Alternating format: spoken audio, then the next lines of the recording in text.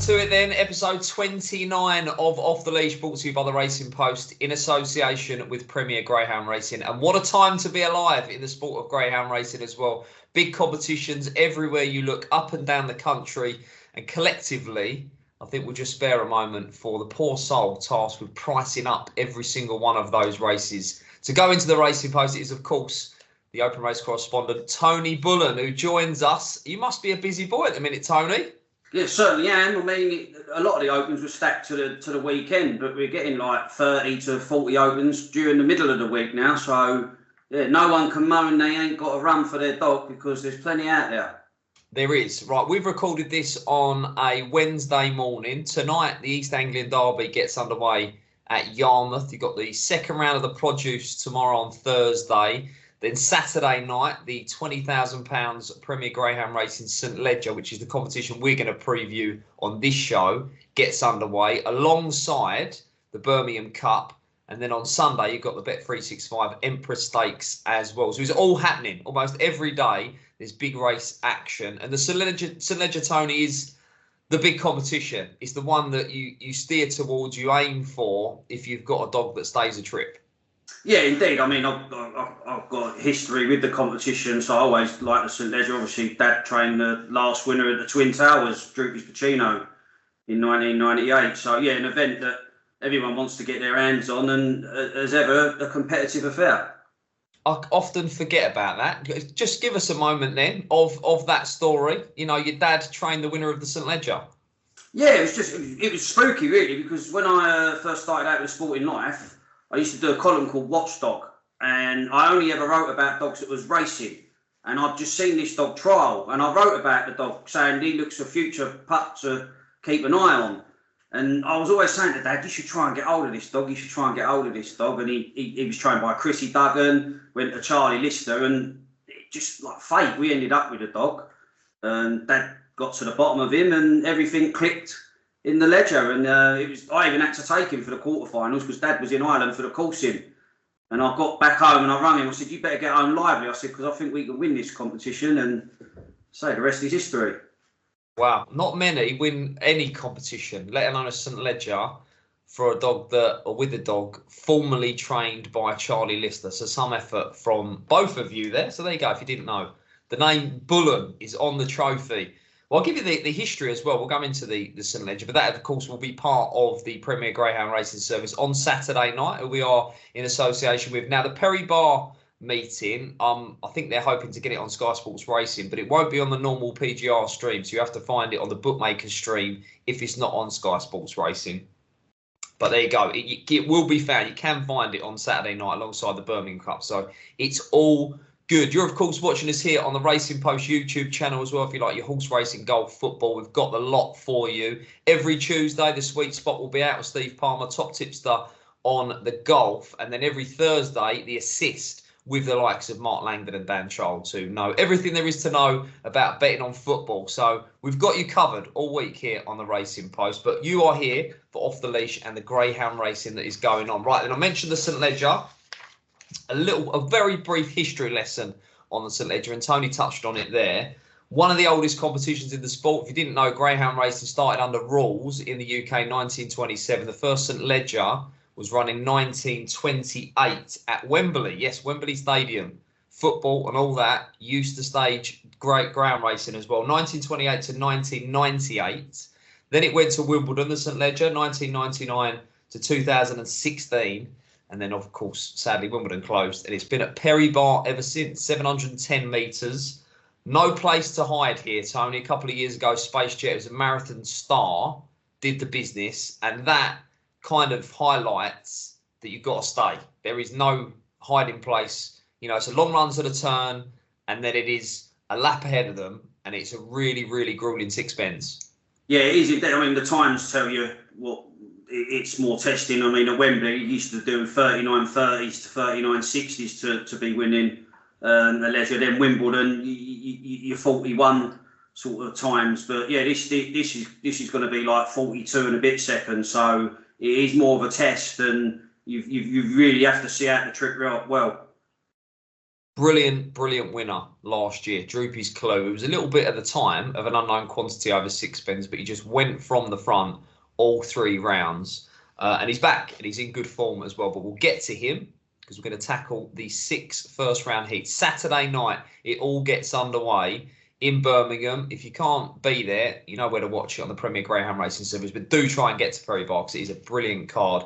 Heats of the St Ledger, heats of the Birmingham Cup. The first Ledger heat will feature, let's get the draw up then, shall we? Hacker Carlo in 1, Kunoff Crow in 2, Platinum B in 3, Grimo Ange in 4, Sugar Boy Frankie in 5, and Hacker Luigi in 6. Now, there has been a couple of weeks of trial stakes, and we'll start by having a look at Hacker Carlo beating Kunoff Crow and Hopi,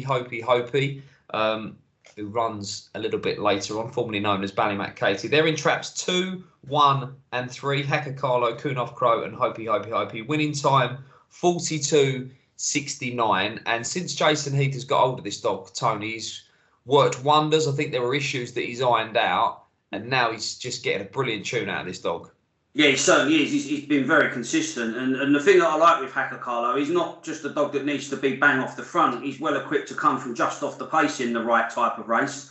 He won that staying event at Toaster on Derby final night, so showed that he's in great heart. And this was a good run because he beat Kuna Crow to the punch and she couldn't lay a glove on him throughout. It was always Hacker Carlo holding the upper hand, and a good warm-up win for Hacker Carlo in preparation for the event proper.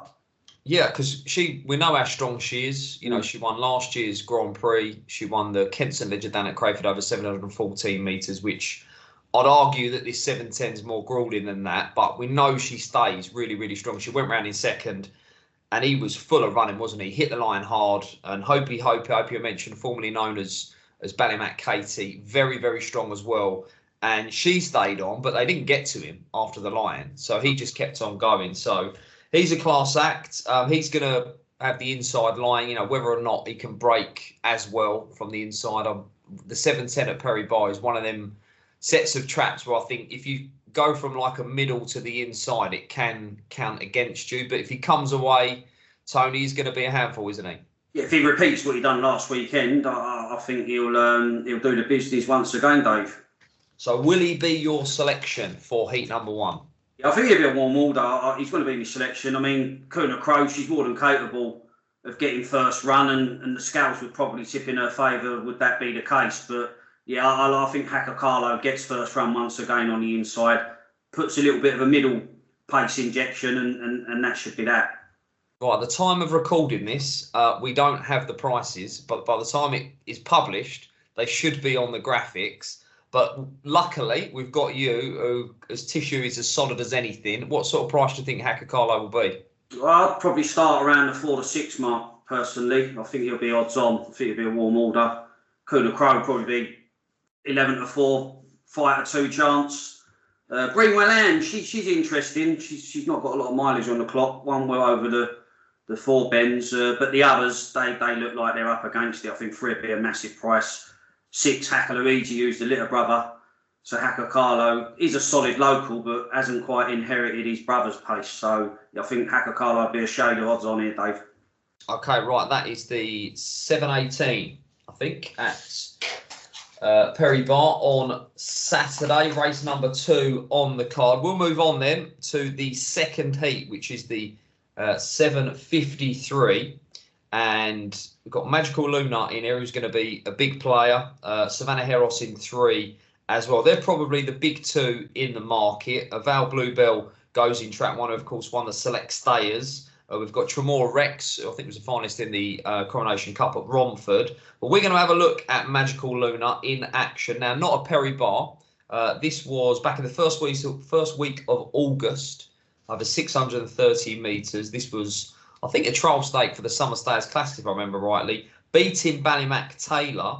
We'll have a look at them here. Beating Ballymac Taylor, of course, on the Classic final night. 900 metres, that ding-dong battle. In here, Magical Luna in 3, Savannah Jackpot in 4, Ballymac Line Out in 2, 37.97. This bitch is very, very talented, Tony. As I've just mentioned, she turned over Ballymac Taylor over 8 bends on the finals night. She broke the track record at Oxford as well. And I feel like she's still quite lightly raced, and there might be a little bit more to come from her. Yeah, she's definitely got something about her, that's for sure, Magical Luna. I like her. I like her. I think she was running in graded races at Monmore, and then Kim took her to that 6 bend event at Toaster. And she was a massive price, but really run well. She was sort of catching the eye, staying on well against some good dogs. And since then, she's sort of developed and she's starting to make an impact. I mean, this was a good run because 630 metres isn't really up her street because she lacks the yard of early. But when she's given a bit of racing room, she can certainly lay it down to the opposition. And I mean, this distance should be right up her street. Yeah, because I think I'd have her marked down as a bitch that wants a stiff 6 or 8 bends, basically. And the 710 kind of falls right bang in that category, doesn't it? Savannah Heros, who goes in trap 3, won the Queen Mother at Sheffield. Not quite firing on all cylinders for me. No, I mean, that'd be fair to the dog, really. I mean, he's absolutely run atrocious in recent weeks. He's just been, you wouldn't think it was the Savannah Heros that we've seen previously, Dave, but look, he's in the event. I mean, his trial, he was slammed by Clona Curley. Yeah, 7 lengths. His presence is a worry for the others, but how can you entertain him on what we've seen in recent outings? So I'm assuming this is going to be 2 votes for Magical Luna, right? She's going to be a short price, but with a clear run, I think she'd be too good. Yeah, I mean, 6 is an interesting runner because could get off the front. I mean, done some decent enough clockings at Sheffield and wasn't a bad trial over course and distance. But I think with a run, 2 will probably have the edge. Yeah, he's a dog that I don't feel like I know how good he is at the moment. The Toddy Thunder dog in 6. Very good trainer, Tom Hilbron, we know. Very lightly raced, 7 wins from 17 starts. And from what, he looked quite decent over 4 bends, didn't he? And he looks like he stays quite well. But he's not really, barring, one outing where he got beat by Farney's Willie, he's not really been in with top class, has he, over 6 bends? And the thing with Sheffield, you're on the turn. It's a different ball game coming to Perry Barr, like no hiding place. You can steal a march at Sheffield and sort of defend the lead, which he's done. He's won impressively, but I just think this is a bit of a different ball game with true stayers in the lineup. Yeah, so I'm looking forward to seeing him really in at the deep end, if you like, a little bit to see what he's made of. Because fast dogs over this 710, the long run to the turn gives them a chance to really open up and work into the race early doors. And if you stay, you're a big player. Right, let's move on then to heat number 3, which is the 828. Littler's Nuke, for all you darts fans out there, goes in trap 1. Tuano Bella goes in 2. Lamorna Amaze in 3. Tricky Cinderella in 4. Taffy Disney in 5. And Westway Zorro in 6. Right, we're going to have a look at Littler's Nuke then in action in not the strongest or deepest 6 bend race ever staged, but we're going to go down to Yarmouth. He was in trap 1 here, Littler's Nuke, 41.47. With Swift Loves in 2, Carite Fraud in 6, but all eyes on the red jacket here. And he's another one who's quite lightly raced for Lee Calcutt, John Mullins. They've teamed up to have, some brilliant stayers. Smallmead, of course, who won the St Ledger a few years back. What do we make of Littler's Nuke? I mean, this was a fair effort. It was quite, as I mentioned, quite a moderate maiden stayers. But this dog can run with daylight. Yeah, he was pitched in the deep end when he first arrived on the scene. Obviously, like the derby was taking place, but he did show signs of ability. I'll put him up on one of these off the leash shows to open his account at Romford, and he's a bit unlucky in that over the 575 metres. He hasn't beaten a lot.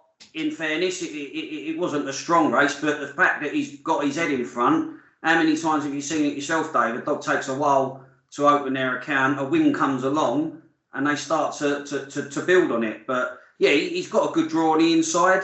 Lacks a look round, that would be a little bit of a concern for me. So he's a runner here. I think Connections will be happy with a draw. The draw's worked out well on both counts in this heat. Yeah, this is definitely not one of the stronger heats. There's no 2 ways about that. Where I'm at is I've been keeping an eye on Tuano Bella, who goes in track 2 here for Paul Donovan, who I think is a brilliant trainer and definitely you ever see a Paul Donovan trainer with the money down, then take note, because they don't often leave it behind. But I think she got to the final of the Golden Jacket down at Crayford, if I remember rightly, or she at least got to the semi-finals. Loads of pace, looked a little bit vulnerable late. I watched her whizzing round Crayford over the 540 and just wondered if they were going to go for this, because it looked like quite a nice stepping stone. She's been in season. She's got a season date the 20th of April. And it's like they've gradually stepped her up for this. And then she ran in that trial state behind Lively Lauren last week. And she got buffeted around, showed a little bit of pace. But what I liked is that for a bit she definitely needs to be off the front, she wasn't, tailed off and had turned it in. She kept going. And now I think she can get off the front here. And in which case, I expect her to come forward. The good signs from last week, I think she's going to be really hard to beat. So she's definitely my selection here. I think she's one of the better bets. I wasn't sure what price she'd be, though, Tony. What's your view? And what sort of shape is this market going to have? Yeah, I mean, she's definitely my selection, and she'll definitely be favourite. I mean, one won't be a massive price. So I'd probably start off around 10 to 11, 4 to 5 to Ono Bella personally. Yeah. I mean, the Tricky Cinderella didn't feature in a trial stake last time out, but she's better than that. I mean, she'd been running well at Sheffield, and that 16:30 sprint trial that she put up before that race last suggests that she'll be prominent. I think four might take them along, but 2 will get up the inside, probably at the third bend, and that's when I think 2 can sort of put the race to bed. 2 votes for Twino Bella then in heat number 3. Right, let's move on then to heat 4, which is a belter. We've got Lamorna Lexi on the inside in trap 1. Hopey in trap 2. Formerly known as Ballymac Casey, we saw running the trial stake a little bit earlier on. Ballymac Taylor, the Rando champion, in trap 3. Savannah Jackpot in 4. Move Over Oggy in 5. And All Right Goldie in 6. Now, we're going to have a look at Lively Lauren in a race that I'd literally just mentioned, featured Twano Bella, who finished 4th here. But Lively Lauren in trap 1, 43.08. But we're looking at Ballymac Taylor, who finished 2nd here in trap 3. And Ballymac Maggie was in trap 2. Now, Lively Lauren will run in heat 6 a little bit later on. But eyes on trap 3 here. Ballymac Taylor, brilliant performer. Very consistent and very, very strong, Tony.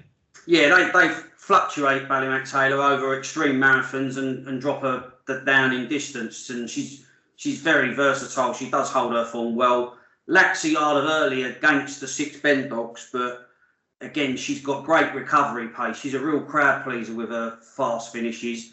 She destroyed the opposition when winning the Durando at Toaster. She qualifies here, I think. I know it's a good heat, but she definitely should qualify here. But this is a real head scratcher of a race for me. But one thing with Ballymac Taylor, she's always there or thereabouts.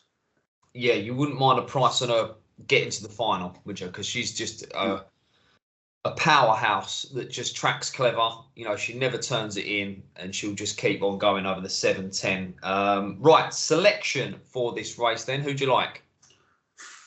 I'm going to take a chance. I say take a chance. He's a fast dog when it clicks. The Savannah Jackpot dog. He contested the Summer Stayers final at Monmore. Again, didn't strike a blow. He was just tapped for pace. But I think he turns in a handy position here. I don't think there's a great deal of natural early speed. And on his day, he's decent, but he can throw in a bad run. So you've always got to be wary of that.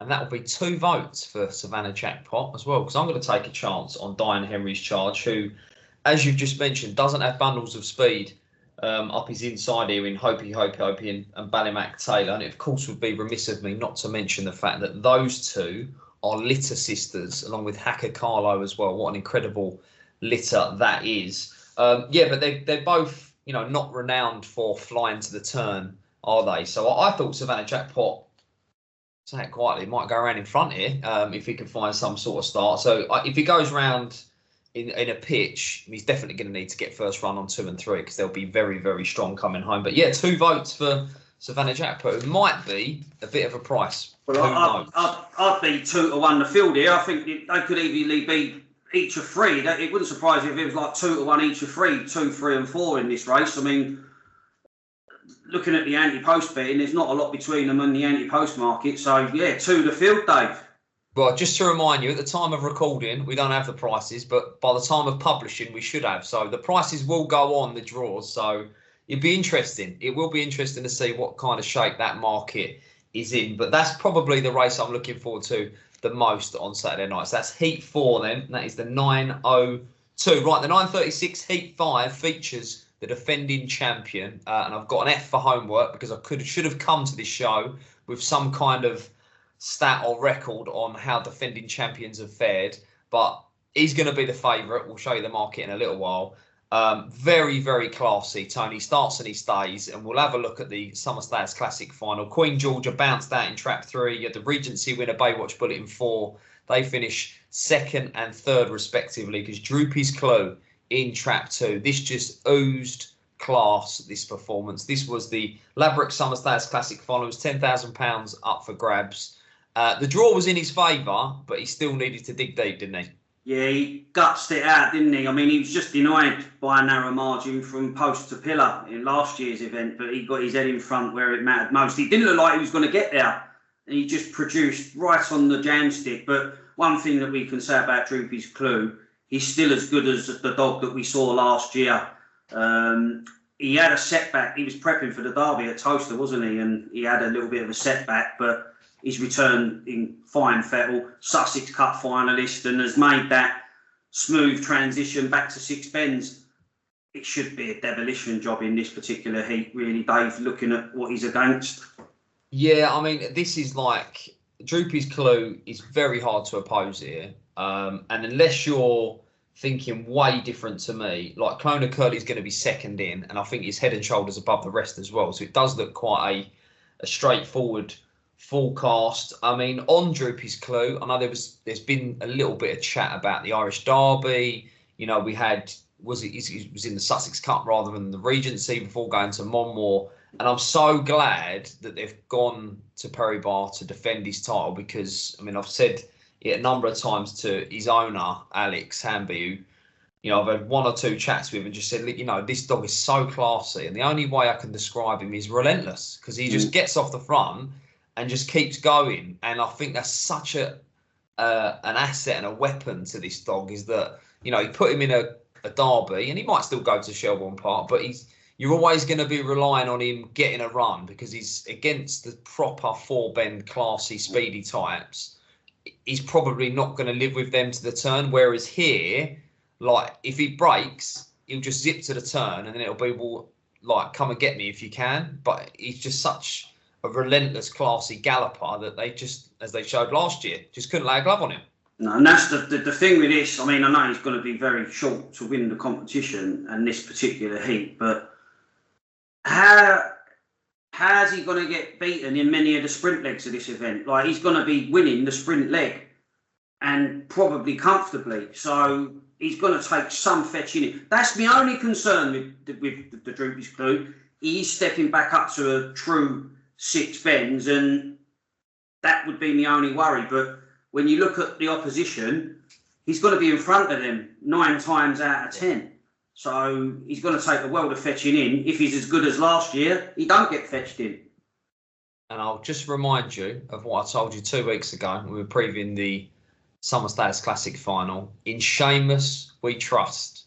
You know, we're talking about a dog being steered and campaigned through his career, and placing a dog is, I think, just as important as actually handling the dog and what you're doing with it. And the years of experience, a Derby winning trainer in Seamus Cahill is so vital because, Tony, you could get excited and go, oh, we're going to go for this, we're going to go for this, we're going to go for this. But Seamus and Teresa and all the team there are obviously sitting down and just mapping out and working out what's best for the dog. Yeah, he's going to be short. He'd probably be 9-2 on, 5 on even. I mean, I know Clona Curley's a good dog, but is he going to give Droopy's Clue a start and a beating? 4's the unknown quantity. Yeah. Bocco's Wazza hasn't really troubled the judge, but decent trial over the 480 metres. But this is all about Droopy's Clue. I think he'll just lead off and just break the hearts of them. Yeah, I'm all for, looking for angles and trying to find value, but I don't think we need to reinvent the wheel here and Droopy's Clue.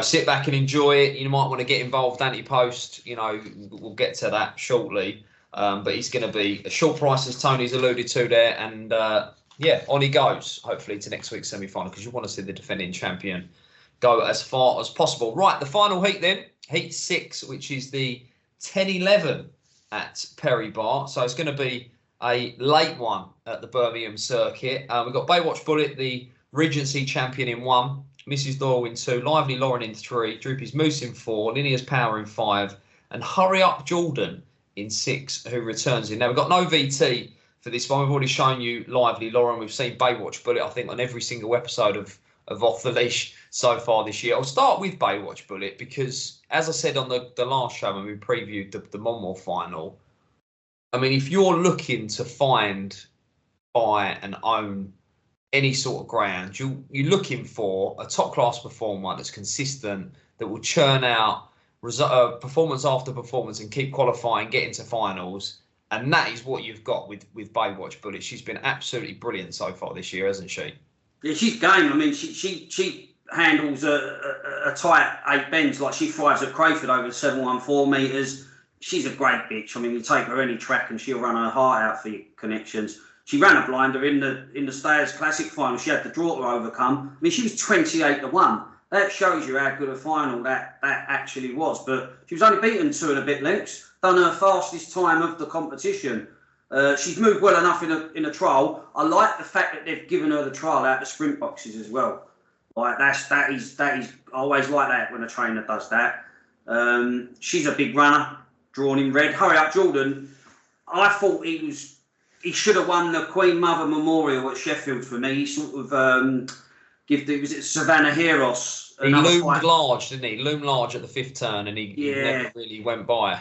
Yeah, but he comes into this event fresh. He's always been a fast dog. I mean, he should steer clear of trouble out wide. But I just feel Lively Lauren, if she can beat him to the punch again, confidence boosting win last time out. 16-21 split, probably sees her win the sprint leg and the race.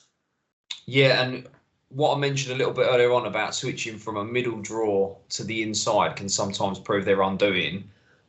The reverse can have a positive effect as well. So she did the business out of trap 1. It's always hard to tell bar side what kind of racing line dogs are taking. I thought you could see noticeably that she moved off just a little bit out of 1. So she now goes in 3, which I think will help her break from the boxes. I saw her owner, Joe Andrews, I think sort of grimacing a little bit. He posted something on social media. But switching to the middle here is okay for her because I think she'll come away and I think the long run to the turn will suit her and she can just fly into that turn. Obviously, she'll need to get across Baywatch Bullet. So that's kind of a race to the turn in itself, isn't it? It's going to be vital in this race. But I'm the same as you, Tony. I think Lively Lauren can break, lead, and I think she'll make all. But very interested to see Hurry Up Jordan back on the track because John Lamb's another trainer I've got a lot of time for. I think he's absolutely brilliant. And this dog's been ticking over with trials, hand slips, and this is obviously John's own patch. He's a Perry Barr trainer. So this must have been on the agenda or the radar, whatever you want to call it, for some time. So this dog would have been targeted for this. Be interested to see how he goes as well out wide because there's not many wide seeds in this event, is there? So we'll look out for him. 2 votes for Lively Lauren then in Heat 6, which is the 10-11 on Saturday night. Right. The St Ledger kicks off on Saturday night. There's £20,000 up for grabs. The Premier Greyhound race in St Ledger, 710 metres at Perry Barr. There is no hiding place. You've got to start, you've got to stay. And the defending champion is in attendance. We're now going to have a look at the outright market. 6-4, Droopy's Clue. At the time of recording was top price. Hacker Carlo second in at 8. Lively Lauren 12s alongside Ballymac Taylor. Hopey at 14s alongside Clona Curly, Savannah Jackpot. And it is 18s Bar. He had to be a short price, Tony. Here, Droopy's Clue. He was a brilliant winner last year. He was a brilliant winner of the Summer Stayers Classic at more recently. He turns up in good form. He's landed in a soft first round heat. He's ticking a lot of boxes. At what point is he too short? Is 6-4 a play? What are your thoughts? Well, they've found that he's priced accordingly. They're like, obviously, this is 3 runs, this event. So I think he'll win. I do think he'll defend the title, Droopy's Clue, but yeah, 6-4, he's on the short side. For my side, I'm going to take a chance with Magical Luna each way. I just think that she's the type that will keep qualifying. Track and trip could be ideal for Magical Luna, so that'd be where I'd be looking at. But Clue's race, if he stays sound and he gets it right at the boxes, does anything touch him? Well, it's got an each-way feel to it, hasn't it, this market? You've put up Magical Luna as 20-1, so you're looking at quarter the odds, 5-1 to be in a place versus Droopy's Clue at 6-4 to win the whole event. So, you know, as a punter trying to attack this competition, I'm almost giving Droopy's Clue the race and trying to find second, third and fourth in the final just for the each-way money, you know, and if, you know, the likes of Magical Luna is able to win it, then the 20-1 is just the cherry on top, you know. So I'm very similar to you, looking for something round about that price bracket. And I did like Magical Luna as well, because I think she's very, very strong and she's going to be hard to keep out the frame. But as will be Hopi, formerly known as Ballymac Taylor, now with Kevin Hutton, now owned by Nick and Amanda Gill. And it feels like, from what I'm seen as an outsider looking in, that Kevin's now getting some runs into this bitch, and she's now probably going to pick up a little bit of fitness condition and come forward and improve.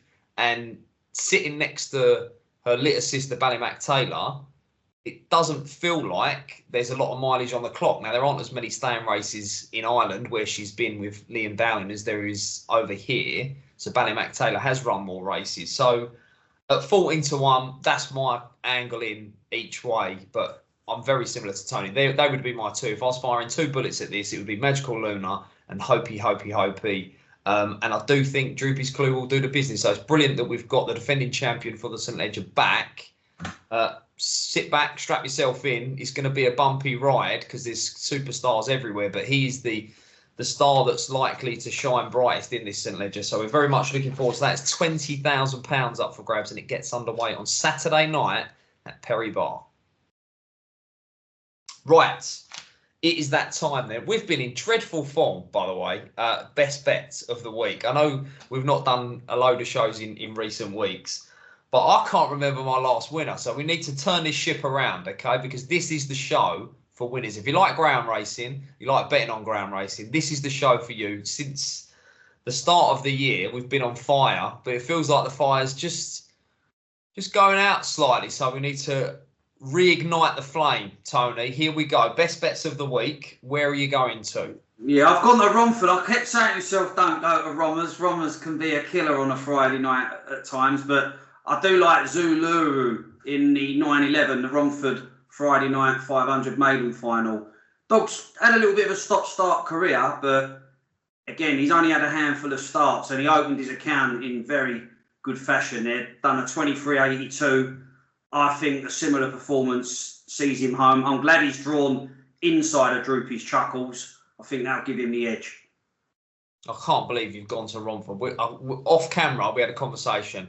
Romford's not serving us well. Like, let's give Romford a swerve. I can't believe you've gone back to Romford on Friday night. So that is Zuluro in the 9-11 at Romford. My best bet of the week is going to be the 6:37 at Romford on Friday night. Now it's my turn. It was picked up last week, stepped up in trip, and I've never really been convinced by this dog over 6 bends, but I think with every race he's looked stronger and stronger and stronger. And yes, he got fetched in last week, but he comes back. He's chipped in a race where I think he's almost guaranteed to lead. If the trap's open and he's facing the right way, I think he'll lead. I think he'll improve.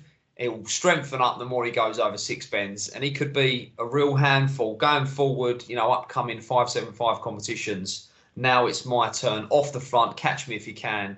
You know, it's probably not going to be the fastest on the clock when going into these competitions, but he might set the fastest fractions because he's got massive pace, and a draw down the middle is perfect for him. So now it's my turn in the 6:37 at Romford on Friday night. We're going back to the London Road Circuit. Why not? I'm confident this week we're going to get back on track.